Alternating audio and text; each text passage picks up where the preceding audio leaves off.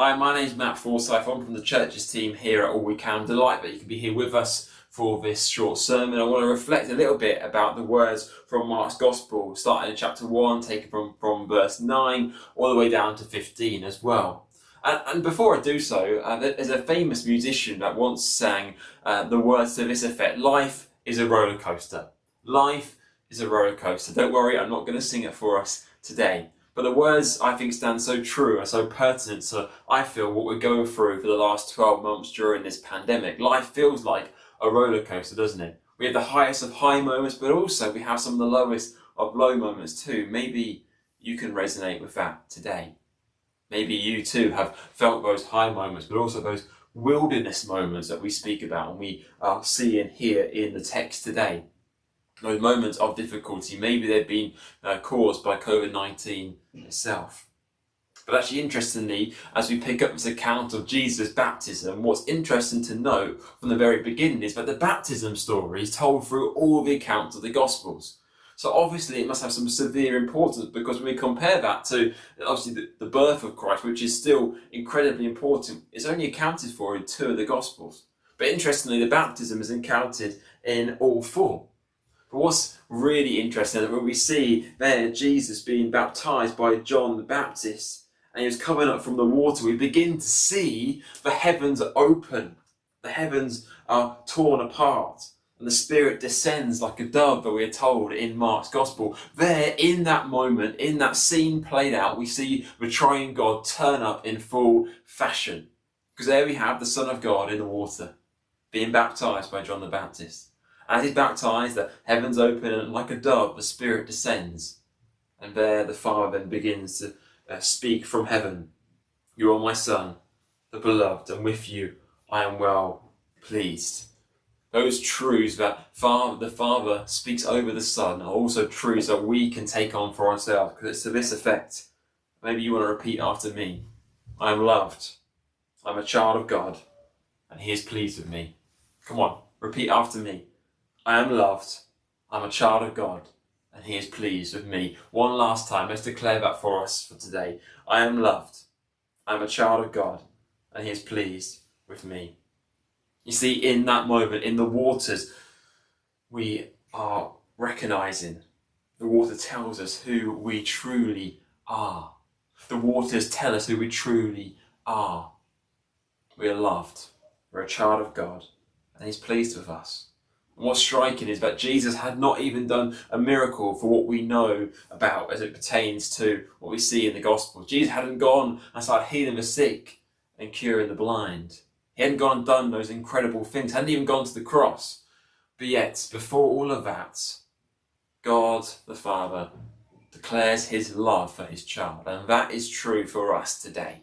He declares His love for me and for you today. Before any action has ever taken place, declares His love, and that is called grace. That is unconditional love poured out in the waters. You see, we have those water-like moments, but despite the approval of heaven, that doesn't mitigate from the difficulty, doesn't mitigate from the pain, doesn't take away from the wilderness. Because as soon as He comes up from the waters, His sat-nav of life takes Him through to the wilderness. And in the wilderness, He'll be there for 40 days and 40 nights. So He goes straight from Jesus, the water, and goes into the wilderness. You see, how often do we see that played out throughout the Gospel, throughout the biblical story? Because we see in the Old Testament, the Israelites come out of slavery. They go through the water, and they go straight into the wilderness. They don't go to the promised land straight away. No, they go through the water and go through the wilderness to get to the promised land. See, often life is full of transitions of water moments. Those moments where we encounter the living God and experience it and live it out for ourselves, but also those moments of the wilderness. Life is full of those transitions of the water to the wilderness. See, I want to share with you today one of those moments from the water to the wilderness. I want to share with you now Betty's story as she shares her wilderness experience.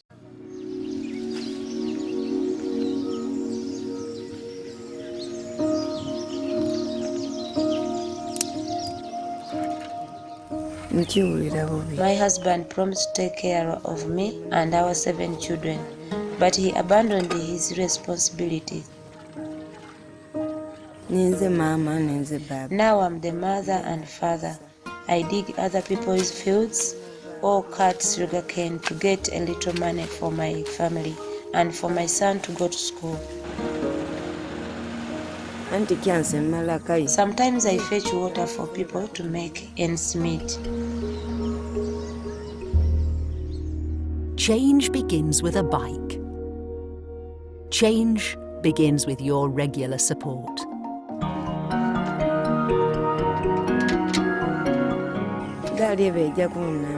The bike is a big help because I'm so weak. I can't do as much work as I used to.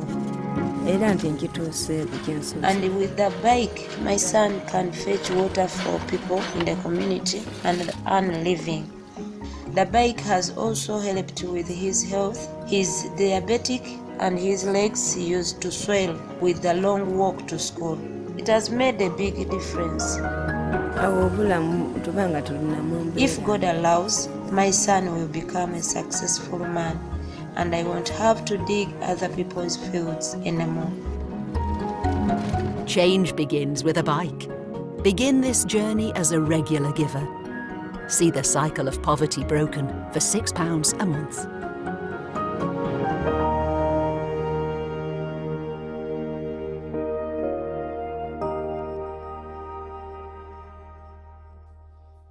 Such a powerful story of Betty, and I hope as you've watched that story, you saw a kind of a window into her wilderness, of her experience of what the wilderness is like for her.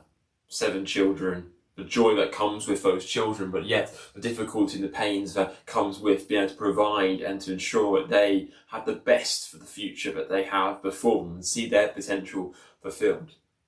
But actually what you also saw, you saw Betty's wilderness, but you also saw the water. The wilderness, which is Betty being by herself, widowed, and being really just by herself with 7 kids, but the water moment of the bicycle.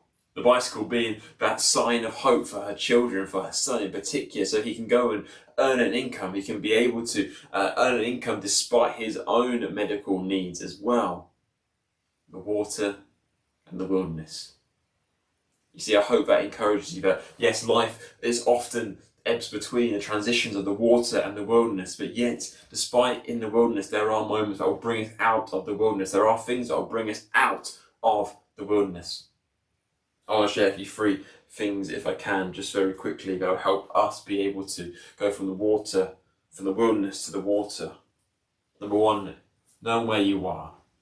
Understanding that this journey that we find ourselves in, that we are going to come into experiences of the wilderness. Much like Jesus, the GPS of life, the sat-nav of life will often take us through the wilderness.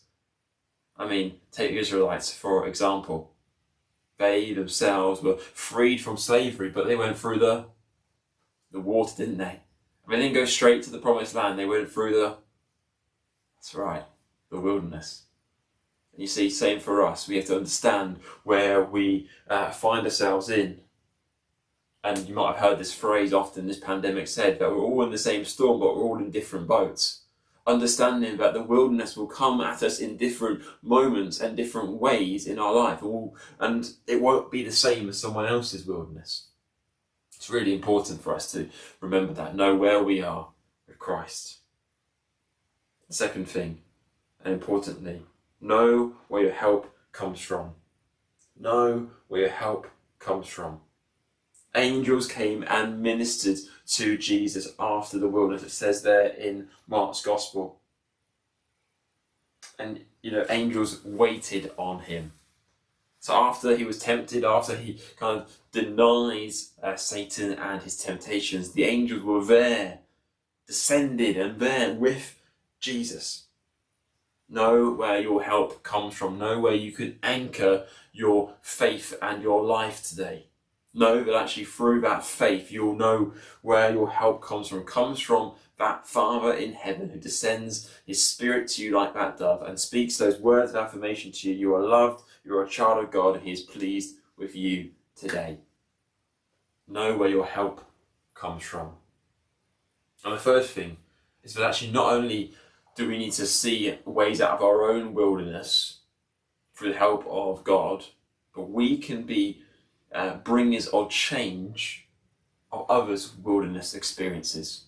We are to play our part to encourage others in their own wilderness experience and journeys that they're going through right now. Maybe you know some people in your own communities and lives that you need to support and be there for.